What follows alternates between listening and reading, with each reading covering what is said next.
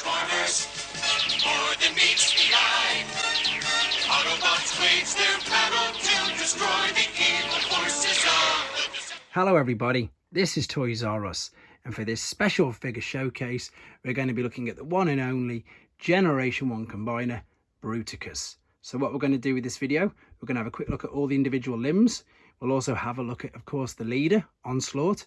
We'll have a look at the Japanese variant, which has the launching mechanism on it as well. And as you can see, I'm lucky enough to have a couple of different types of packaging from around the world. What we can do then is have a look at the artwork, the differences, and the amazing battle scenes that are on the back of that. Okay then, let's get started. There he is then, again, Generation 1 Bruticus, originally released in 1986 as part of the Scramble City wave of figures.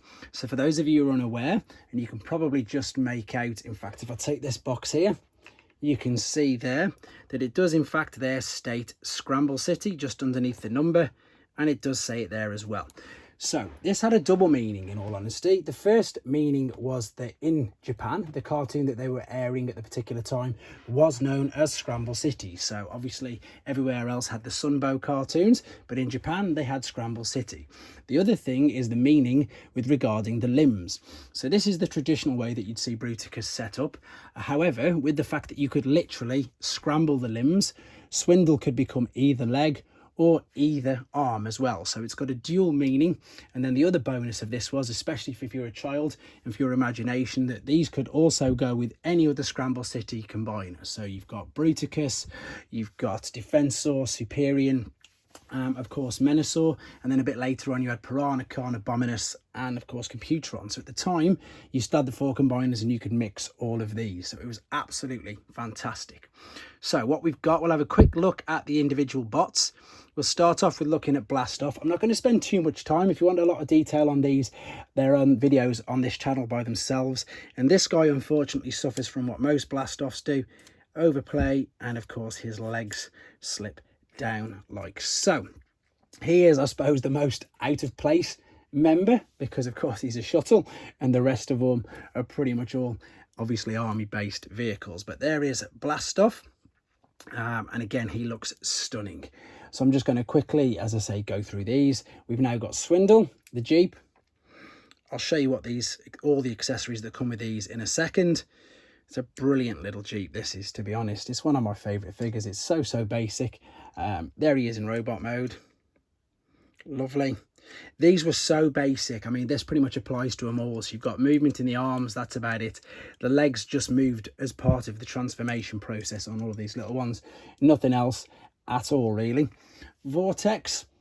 I think this guy is the rarest of the individual bots, and that's probably because he's the easiest to break, as you can see, and he had the most parts. So he had obviously 2 guns, which I'll show you in a second, in helicopter mode, a gun which you could hold there, and of course the blades, all of which you could detach. So let's have a look at the helicopter here. Oh, I knew this would fall over. The disadvantages of working with carpet, but there you go. This is a fully armored up Vortex. There's the 2 guns, cannons either side, the gun at the front, the blaster, and of course the rotor blades.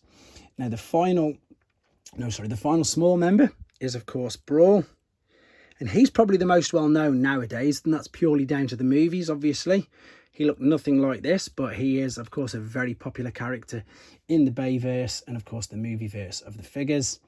Here is the tank mode, and again just a great stunning little figure. The fact that you can twist and rotate it all, for basic figures you just can't beat, I suppose, the playability factor that they all had. So these, believe it or not, all basically had 3 variants, and the 3 variants that you could get were the standard ones, which just came out with the plastic parts on, but first releases, and obviously this was done as a cost-cutting exercise, had metal parts. So for Swindle, I can show you there, you can clearly see there the difference in this, and obviously you can't tell, but I can feel the weight difference because this whole metal chest is exactly that, metal, whereas that is plastic. Brawl's treads are metal. Vortex and Blast Off's chest are metal. So that's the main 2 that that's two variants straight away. The other variant is the fact that they cut the rub sign out, the indentation. And what I mean by that is, if I pick up, let's go with Swindle again.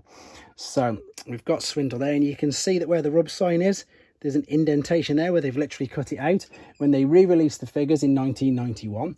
So it was still under the Generation 1 banner. If you have a look, can you just make out there that there's no indentation or the rub sign there at all? So that's your three variants. You've got the original metal chests, which were the first release. Then the plastic chests, obviously, as a cost-cutting exercise. And then much later on, in 1991, they released the ones which didn't have the recess. That's the word I was looking for. The recess for the rub signs. I'm just going to try and find you another example. So there's Blast Off. There's the recess there where the rub sign is taken out. We're going to have a look at these individual boxed figures in a second in a bit more detail. But there again, you can clearly see there's no recess. So if you've got any of them three variants, they could all be completely legit. Nothing to worry about being KO there. Let's have a look at some of the little boxes then. And so this is the little Japanese box. Ironically enough, I don't actually have any of the standard Hasbro carded ones. Maybe in the future, who knows? But this is the Japanese variant. The D stood for Destron, which was Decepticon, and 68 was his reference number. I've already explained what Scramble City meant, and to be honest, I love these little boxes. Purely because obviously you can store the figures again much safer. Once you've peeled them off the back of your card, that's it. You've pretty much lost it unless you kept it super neat. So these brilliant little figures came packaged like this inside the polystyrene.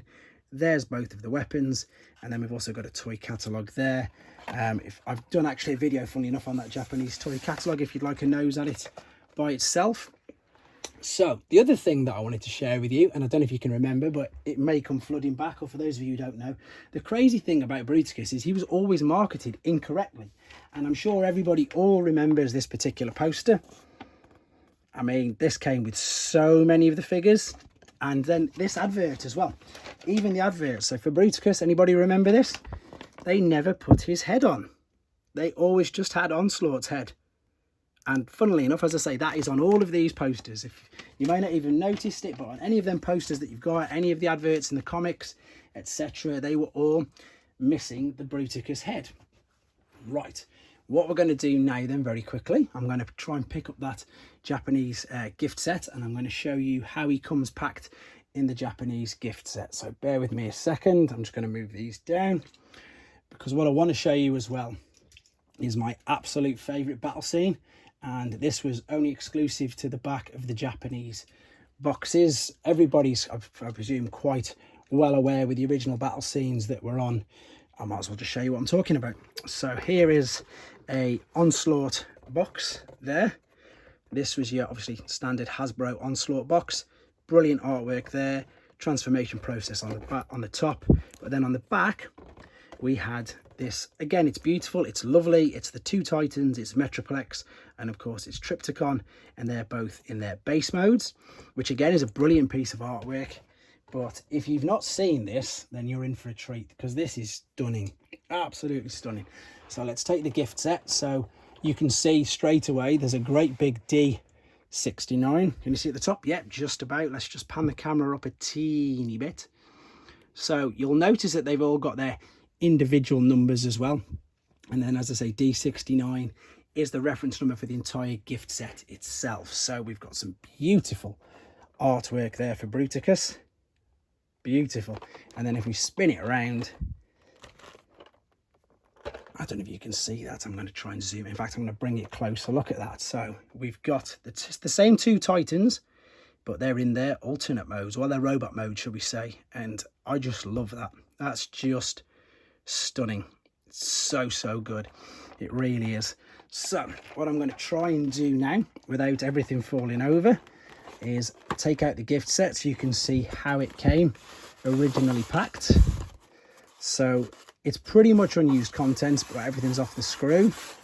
And if I put that sprue, sorry, not the screw, as you can see, the stickers are all there. So these were packed like so into the box like that.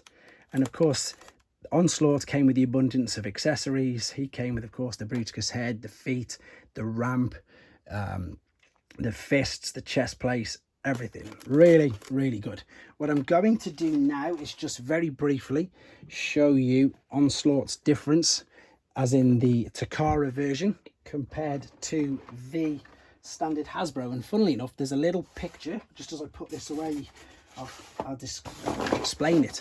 See on the bottom left, you can see a picture of Onslaught with Swindle just about on it. I'm going to show you that in much more detail now, so you haven't got to squint or zoom in. There it is.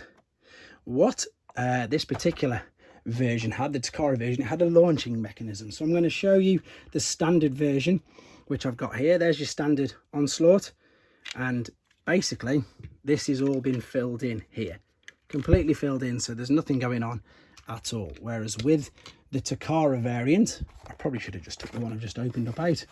We're going to slide this out, and to be honest, again, I just like the way that that's packaged.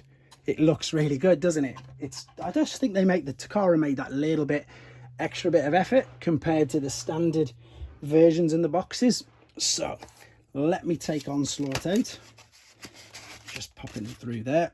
There we go, and making sure that doesn't fall out. So there we go. Now you can see straight away there, you've got this launching mechanism, and you pulled it back, pressed, and it launched. So when he was in base mode, obviously with the ramp down, again, if you want to see this in more detail, it is on my channel, but that is the difference with the Takara version there.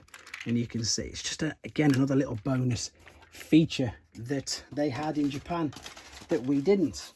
Looking at the back of the Onslaught box again is my favorite artwork. There you go, absolutely stunning. So what I'm going to do now, we're going to have a look at some of the individual boxes that we've got, and to be able to do this, I'm going to have to pick the camera up, so I'm going to do that right now. Okay then, so we're going to look at the gold mint on seal card variants, and I've got two variants. I've got the standard UK release and I've got the Spanish releases as well. And of course, the really easy way to distinguish which one is which is just the language on it. So as you can see, it says classic combaticon. All of the language on this one is in English, so these were just the English language variants. These came out in 1991, and as you can see, they're pretty much all the same. I'll show you the back in a second. Your language is just all English coming along, and that's the last one, of course, Brawl being number 4.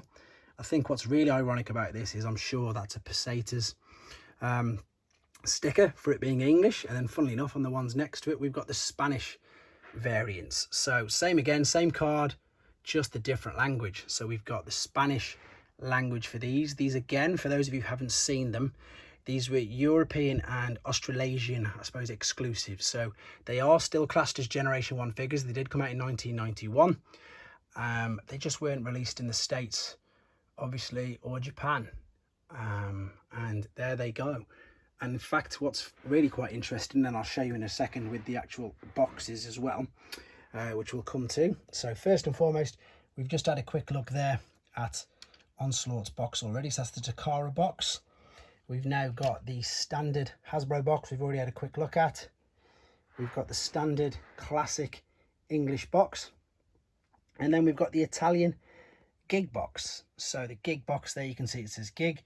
They also have Transformers on it. But what they also do is they change his name. So it's in Italian, and his name is now Destroyer, and the language is all in English. What I'm going to do then is just reattach this to the stand, and then we're going to have a look at the differences in the gold boxes, because I've got a few different language variants of that.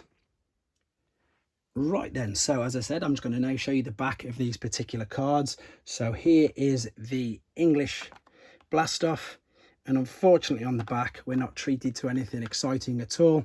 We've just got the picture of the 5 combaticons there, the basic transformation instructions on the back, and where to place the stickers.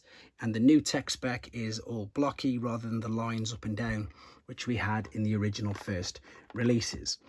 Again, unfortunately, but I'll show you anyway, just so you can see. I'll get exactly the same figure.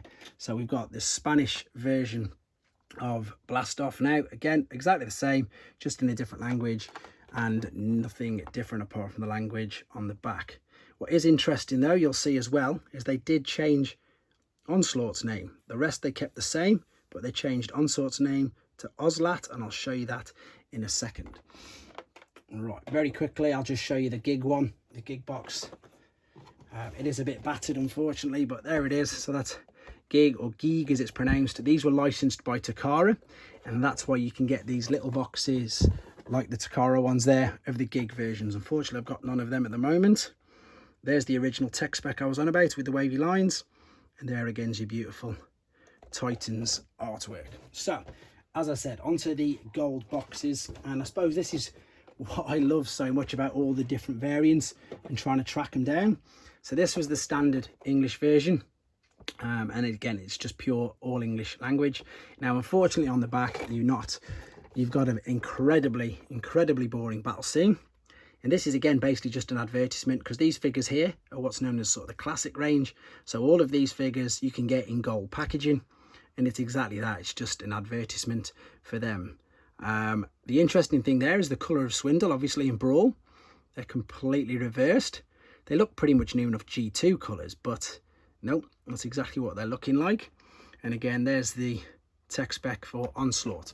Right, let's have a look at an interesting one then. So you saw when I showed you the Spanish carded figures that we had onslaught, and that's exactly who this guy is. So there you go, you can see onslaught, all Spanish language, and again, some sort of crazy G2-ish colours on the packaging. Really strange. And again, it continued on to the back, but again, you've just got the Spanish language. I've got one other variant of this just to show you quickly, and again, it's another sealed one. These will be going off for grading. This is a dual European language, so it's French and Dutch. So the box is exactly the same, his name is the same, and you've got the dual language, French and Dutch. We've got the crazy colour scheme. I wish that this was £4.99. £4.99 for American viewers, what, times 1.3, so what's that, $6.50, something like that now. It would be unbelievable if it cost that much, wouldn't it? And then again, unfortunately, just the really boring battle scene on the back. There we go then. So we'll come back very quickly in a second, and what we'll do is we'll just sweep over all of these and come to a close.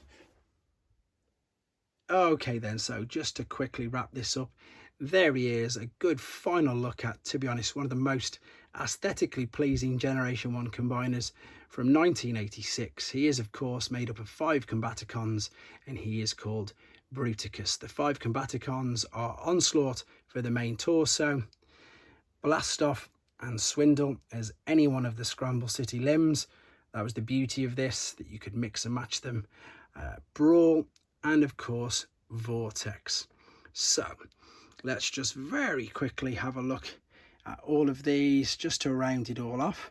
So in honesty, I hope this brought back some nice memories for you if you had this when you were a child. I also hope it helped you with your decision. Maybe you want to get one now and you weren't too sure. And yeah, obviously he's a great figure. I definitely recommend it. And also I hope it helped you if you were worried or concerned about your particular variant, because again, there are 3 completely, well, not completely, but there are 3 different versions all released during Generation 1 of the same figures. So there you go, guys. Hope you enjoyed looking at him. There is Bruticus. Thanks for watching. Like and comment, and don't forget to subscribe.